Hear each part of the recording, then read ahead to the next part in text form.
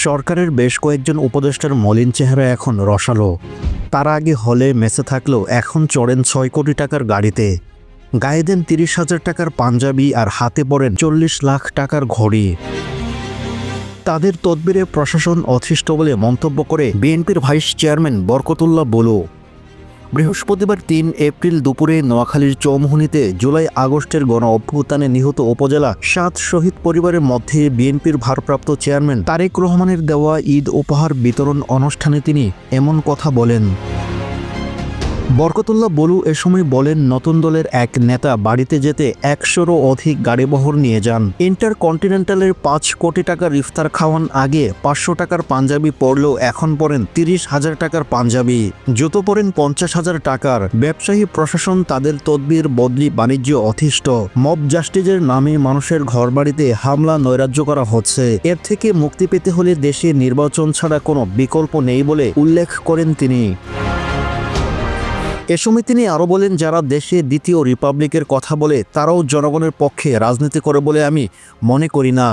যারা ৩০ লাখ শহীদকে অস্বীকার করে ৭১ ও মহান মুক্তিযুদ্ধকে মানে না এবং এর বিপক্ষে অবস্থান নিয়ে রাজনীতি করে, তারা আসলে দেশ, গণতন্ত্র ও জনগণের শত্রু। তাদের ভোট চাওয়া, প্রার্থী হওয়া কিংবা এদেশে রাজনীতি করার অধিকার নেই বলে জানান তিনি।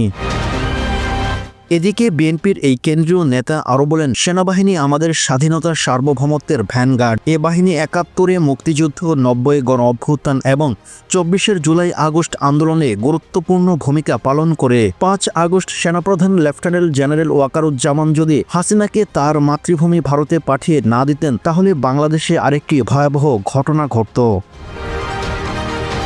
বরকতুল্লাহ বুলু আরও জানান, জুলাই আগস্টে আন্দোলনে ২,০০০ নিহত ও ২০,০০০ জন আহত হন। এর মধ্যে ৮৬২ জন শহীদ বিএনপির নেতাকর্মী বলে উল্লেখ করেন তিনি।